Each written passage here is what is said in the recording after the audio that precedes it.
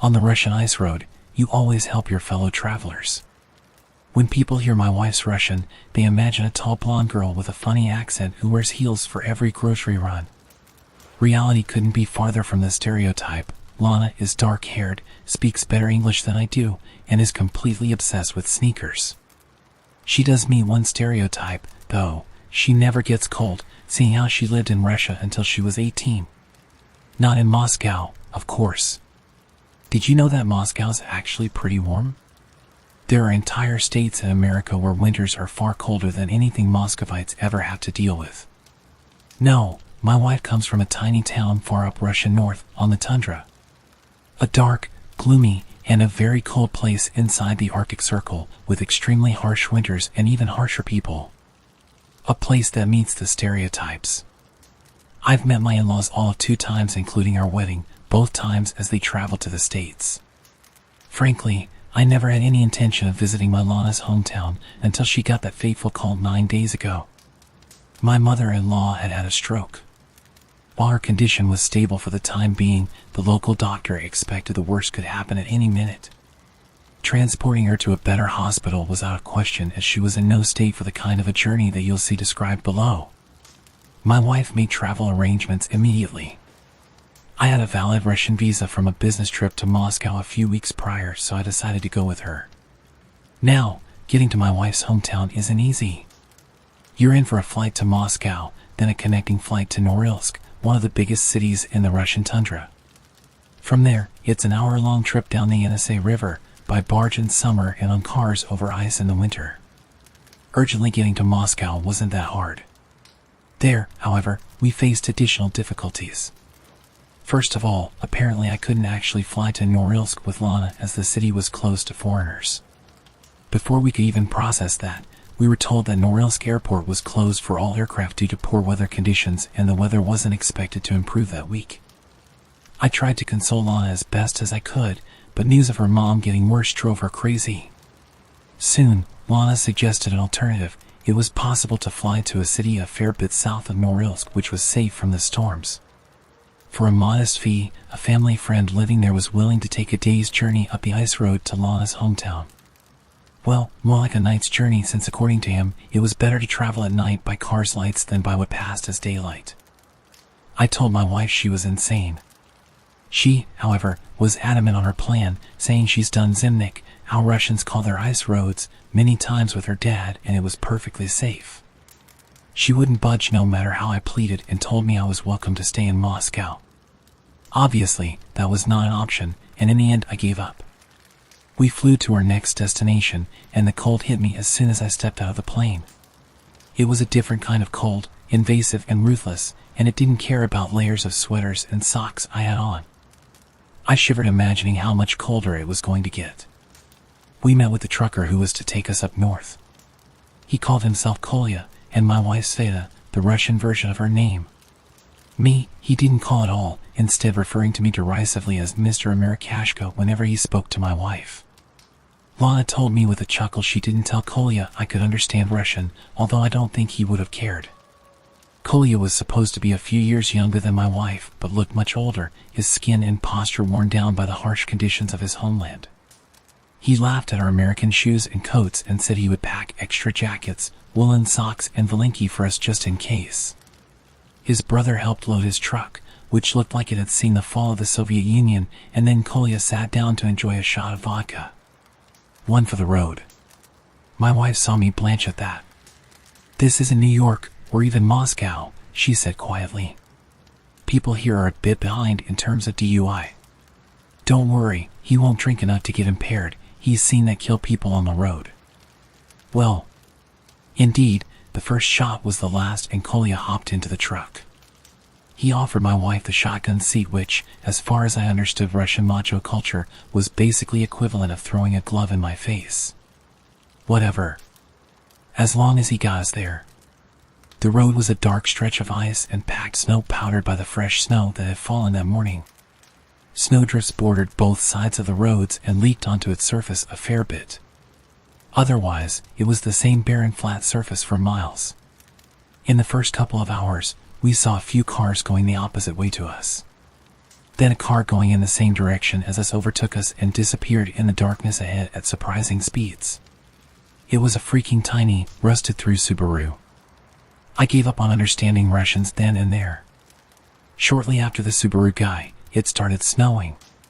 Just a bit at first, then more and more. Kolya didn't seem bothered and I tried to stay calm as well, which I managed mostly successfully until the wind joined in. Unlike the snow, it started hard from the get-go.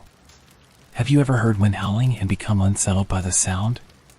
Now imagine the same, but in the depths of a black night lit only by your car's headlights. Except for your own vehicle, the world around is silent and devoid of life, frozen until the spring. Not that you can see much through the thick snow that is now the wind's plaything, flurrying around the car, blanketing the windows. Our pace slowed to a crawl as Kolya swore colorfully in Russian. Maybe stop and wait it out? I suggested nervously. We can't, Lana said without bothering to ask our driver. If we stop, there's a good chance the car won't start up again, and we are stuck here waiting for someone to pick us up. And it's been empty today. The realization we were at a very real risk of freezing to death hit me like a ton of bricks. I leaned back into my seat and closed my eyes, wordlessly praying for the best. The only response was the wind howling, and it sounded so strange. It would start low and quiet and then get louder and louder until a yowling crescendo, then cut off abruptly. Then start again. And the sound came from different directions, each starting at a different time, like a pack of wolves howling. I opened my eyes to obvious tension in the car. Lana and Kolya were both hunched forward, peering intently through the glass for all the good it did them. Kolya glanced back at me. Don't worry, be happy, Kolya proclaimed with a horrible Russian accent. It is all okay. Don't worry, America. He was lying. I might have been useless on the ice road, but I was a criminal defense lawyer, and a good one at that. And Kolya was a bad liar. There was sweat beading on his face and neck, and his voice was forced. He was very much scared, and that made me scared, too. Kolya murmured something to my wife, too quick and quiet for my distracted mind to decipher. She nodded. What was that? There's a village maybe half an hour up the road, if we keep this pace. We get there and settle down until the morning. I see. Sorry about the delay. In reality, I was extremely happy to hear that. Bad wind, huh? Lana grabbed my hand, quick and sudden as a snake. Don't mention the wind. Another sound came through the storm. A long, tinny wail that sent shivers down my spine. It took me a few moments to recognize the familiar sound of the wind whistling through walls and chimney. And then another moment to realize there were no fucking walls around for the wind to whistle. I opened my mouth to comment, and my wife's grip tightened on my arm. In that moment, I knew to keep it quiet. We drove in tension-filled silence as a cacophony of sounds erupted through the storm. Wails and shrieks, howls and cries, no way no fucking wind was producing all of that. The sounds grew closer, grew louder. I grabbed my wife's hands as we both stared desperately ahead. Through the flurry, we barely made out something, a large, dark shape reflecting our lights, or maybe piercing the darkness with lights of its own. Kolya swore and swerved to the side. We were passing another car stuck in the snow. Its blinkers flashed. Stop, Lana said, sudden and harsh. What? Kolya asked, in Russian. You insane? Stop, my wife repeated. On the ice road, you help. That's the rule, remember? Kolya gave her a long, hard look that I didn't like at all. That's the rule on the road, he echoed, and hit the brakes, slowing the car without actually stopping.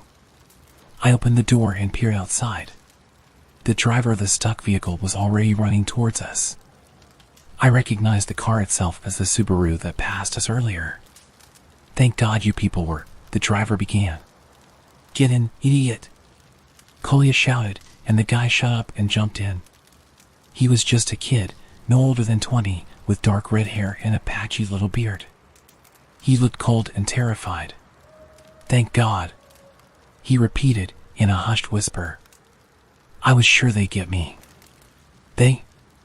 I asked, confused. Kolya and Lana turned to look at the kid in unison, and their looks could kill. Yeah, I mean the wind and snow, the kid corrected quickly.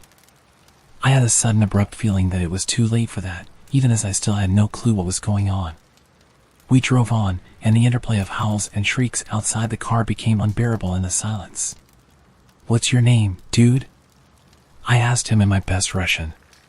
He blinked. Sergey Molchanov. My parents are, anyway, it doesn't matter. I shouldn't have been driving, but I wanted to make it to my girlfriend's birthday, and... Both of you shut up. My wife barked, and we did. Immediately I noticed the change in surrounding sounds. They were much louder now. The highest pitched shrieks rang in my ears. The low, insistent howling seemed to surround the car.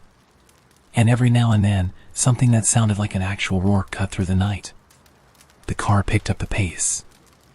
I looked at Kolya and realized he was absolutely flooring the gas pedal, poor visibility be damned.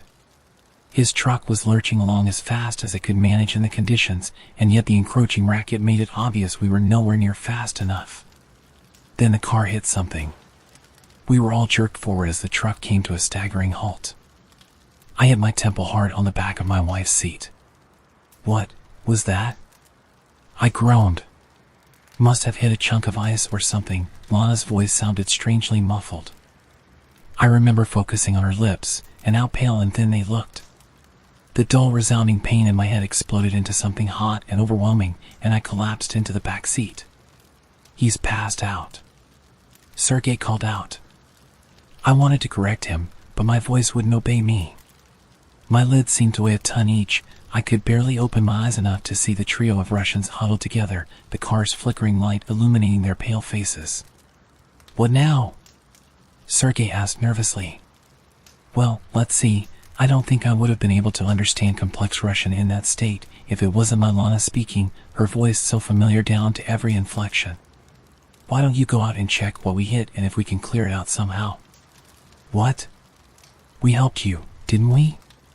In the car's light, Lana's green eyes seemed very blue. "So why don't you help us back? After all, on the ice road you help each other. That's the rule." Kolya grumbled in agreement. Then he reached over and pulled out a rifle and aimed it at the boy. Sergey whimpered. "You know they're out there." Well, Lana's voice was impeccably calm. "Cold. I guess you better not speak about them out loud, then. Better not even think about them, really." My eyes closed against my will. I heard a door swing open and a rush of cold air. Finally, I passed out for real, and in my unconsciousness I dreamed of horrified screaming and a single terrible roar that filled the night. I came to during the day, on a couch of some local family that agreed to house us for a bit of cash. My wife fussed over me.